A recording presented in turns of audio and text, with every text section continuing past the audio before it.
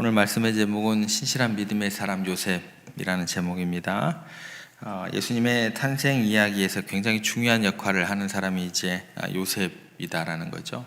함께 요셉을 통해서 함께 생각해 보고자 합니다.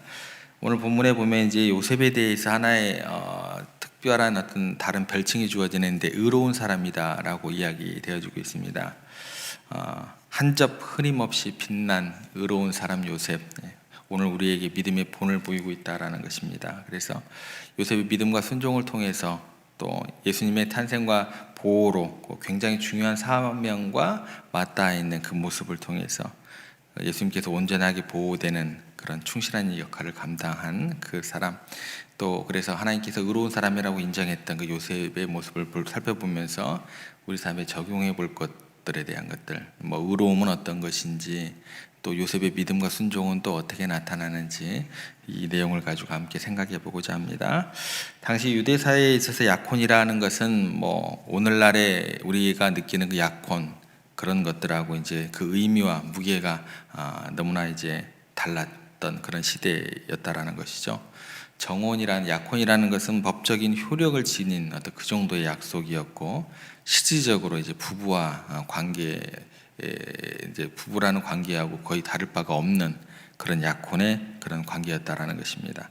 법적으로 이미 부부로 인정받았기 때문에 그 관계를 끊기 위한 것들도 정식으로 어떤 절차를 밟아야 되는 그런 약혼이었다라는 것입니다. 그런데 어느 날 요셉이 이제 자신의 인생을 뒤흔드는 그런 소식을 이제 듣게 됩니다. 약혼자 마리아가 임신을 했다라는 충격적인 소식이죠. 이 소식을 접한 요셉의 마음이 이제 깊은 이제 혼란 가운데 이제 빠져들게 됩니다. 처음에는 배신감, 또 실망감, 그런 것들이 이제 그의 마음을 무섭게 짓눌렀을 것이고, 또 무엇보다도 마리아를 사랑했을 어떤 그런 마음들이 또 한편에 또 자리하게 되고, 또 앞날에 대한 그녀에 대한 걱정, 밤잠을 이루지 못했을 것입니다. 예를 들어서 이제 그때 모세의 율법에 따르면 정혼한 여성이 다른 남자와 관계로 인해서 임신한 경우 이제 돌로 쳐 죽이는 어떤 그런 극심한 어떤 그런 중대한 범죄였기 때문에 그렇죠. 더군다나 율법을 누구보다 잘 알고 있을 만한 그 요셉, 이 상황에서 큰 갈등에 빠질 수밖에 없었다라는 것입니다. 그때 이제 이 요셉에 있어서 진정한 의로움이 이제 발견되게 됩니다. 마태복음에서 얘기하는 요셉은 의로운 사람이다라고 소개하면서 어떤 그 행동에 대해서 이야기가 전개가 되냐면, 마리아를 공개적으로 이렇게 책망하지 않고 조용히 끊고자 한다라고 이렇게 기록되어 있습니다. 그러니까 의로움이라는 것은 뭐냐면 나를 드러내는 게 의로움이 아니다라는 거예요. 율법을 엄격하게 지키는 것을 의미하지 않아요. 그 가운데 담겨 있는 뜻이 무엇인지, 또 우리 관계 가운데 이 율법에 대한 것들이 어떻게 적용해야 될지, 그 정신, 또 사랑, 긍휼, 이런 것들에 실천하는 것, 이런 것들을 더 의롭다, 또 드러내지 않는 어떤 그런 모습으로 이해를 하셔야 돼요. 요셉은 그래서 법이냐, 생명이냐, 정죄냐, 사랑이냐, 그 율법에 담겨 있는 우리 관계 가운데 있는 그런 것들을 가지고 고민하고 생각하고, 결과적으로는 자신이 드러내지 않고자 하는 어떤 그런 것들, 어쩌면 그게 이제 같이 책임을 져야 되는 어떤 그런 단계까지도 이르게 된다는 것입니다. 그러면서 이런 것들이 결정되기까지 계속해서 뭐를 할까요? 깊은 고뇌, 또 갈등, 그렇게 밤을 지새우던 요셉에게 하나님께서 특별한 방법으로 찾아오시게 됩니다. 주의 사자가 꿈을 통해서 나타난 거죠. 그래서 이거는 뭐냐면, 그렇게 고민하고 있을 때에 간절히 또 그 관계를 두고 또 의롭게 또 기다리고 인내하고 있을 그때에 하나님께서 가장 적절한 때에 가장 필요한 방법으로 개입하신 사건으로 바라보면 좋을 것 같아요. 그래서 하나님의 사자가 꿈에 나타나서 모든 두려움도 있었을 것이고, 걱정도 있었을 것이고, 원망도 있었을 것이고, 여러 가지 감정들이 교차하는 그런 모든 문제를 해소시키는 굉장히 중요한 메시지를 던져주게 됩니다. 꿈속에 나타난 주의 사자가 세 가지 중요한 메시지를 던져주게 됩니다. 첫 번째는 뭐예요? 다윗의 자손 요셉아, 두려워 말고 데리고 오라라는 게 첫 번째 메시지. 두 번째 메시지가 뭐예요? 마리아가 잉태한 것이 성령으로 된 것이니라. 세 번째가 뭐냐면 아들을 낳으니 이름을 예수라 하라. 이는 그가 자기 백성을 그들의 죄에서 구원할 자이심이니라.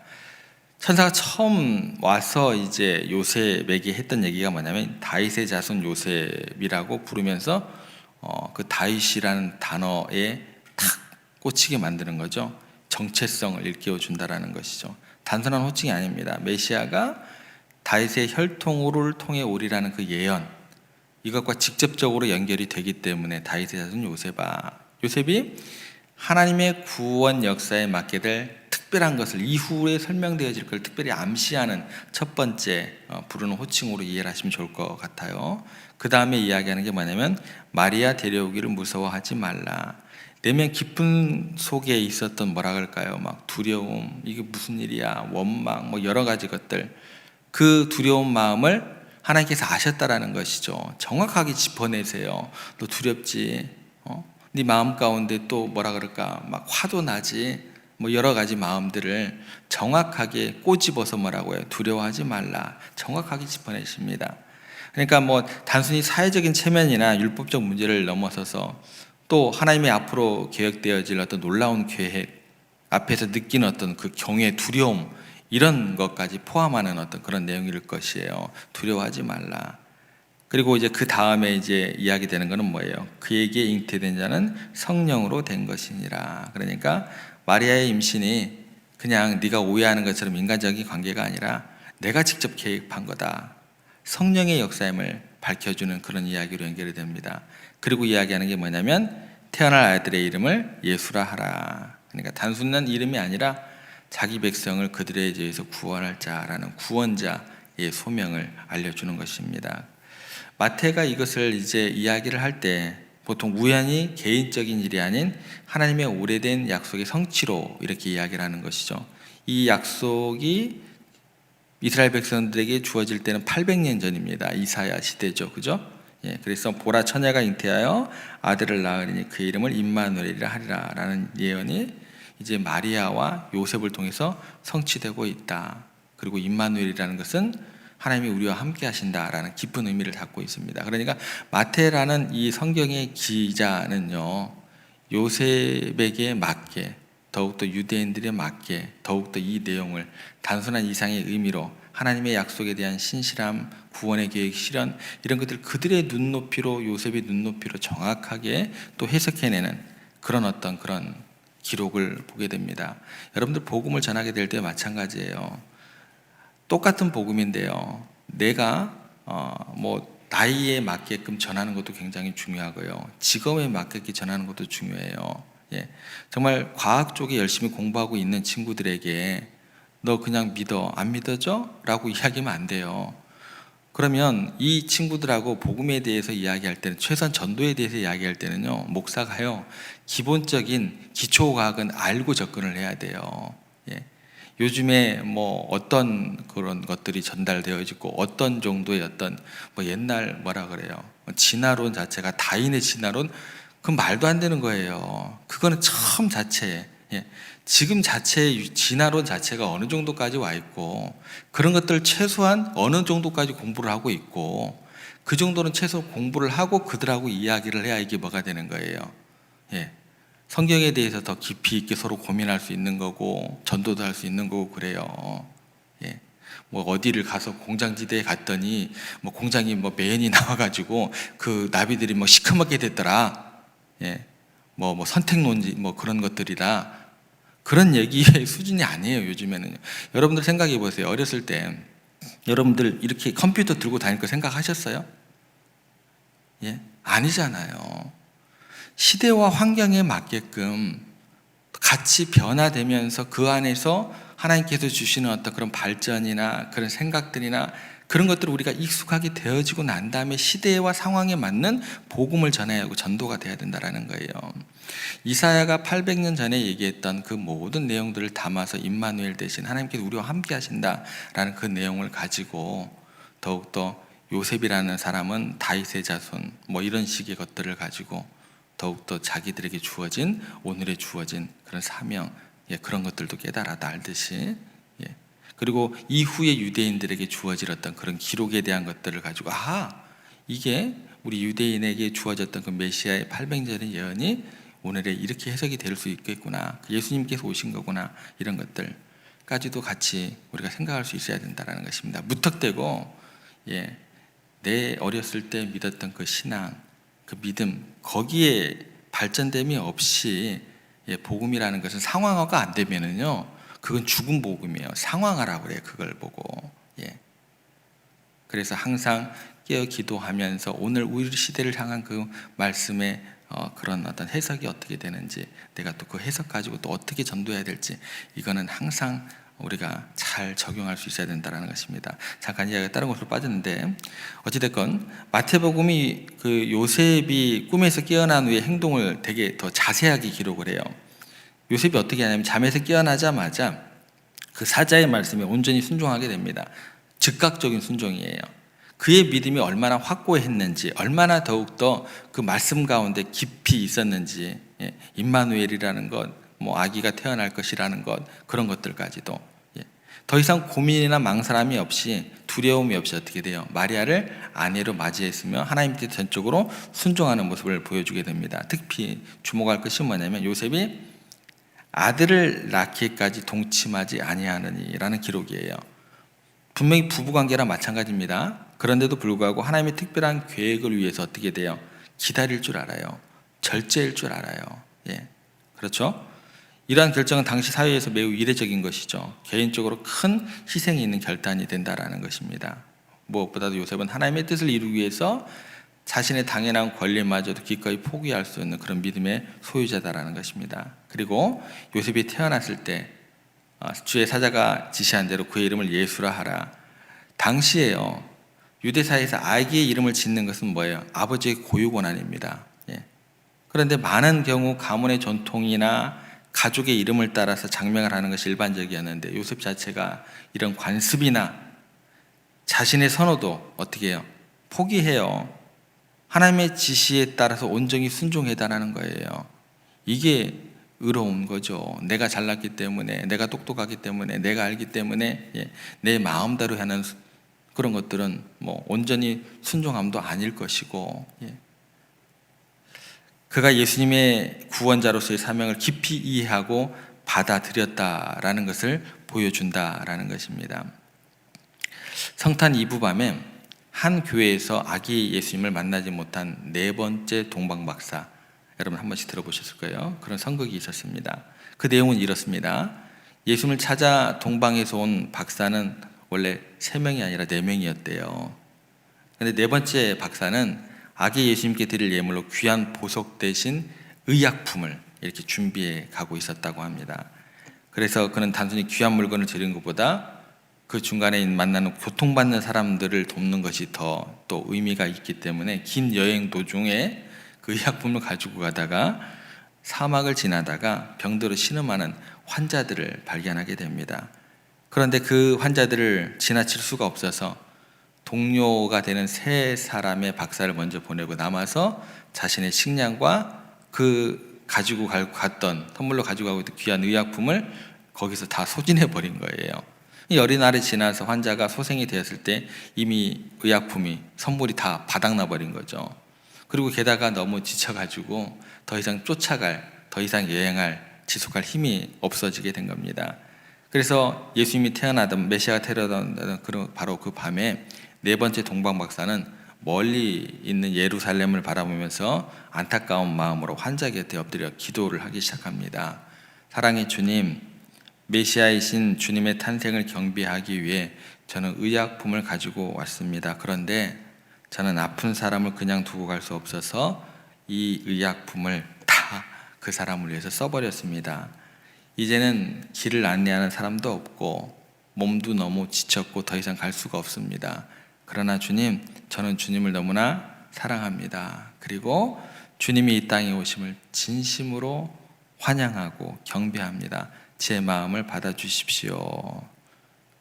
동방박사, 네 번째 동방박사가 이렇게 기도를 마쳤을 때 놀랍게도 그의 곁에서 신음하는 환자가 주님의 모습으로 변해서 환하게 웃고 앉아 있었다고 합니다. 그가 아기 예수님을 직접 만나지는 못했지만 그 사람을 섬기는 과정을 통해서 진짜 주님을 만났다라는 거예요. 여러분 생각해 보세요. 의로운 것이 무엇인지, 진짜 주님을 경배하는 것이 무엇인지, 우리가 주님을 찾고 주님을 예배하는 것이 무엇인지, 드러나는 자리, 동방의 새 박사 말고 길을 가는 도중에 그 귀한 의약품을 그 자리에서 쏟아 부을 수 있는지. 우리는 동방 박사가 3명인 줄 알았잖아요. 참 의미가 있는 이야기 같아요. 언제 들어도. 하나님께서도요, 우리 각자에게 고유한 사명을 맡겨 주셨을 것입니다. 때로는 그 사명이요, 우리의 이해를 뛰어넘어요.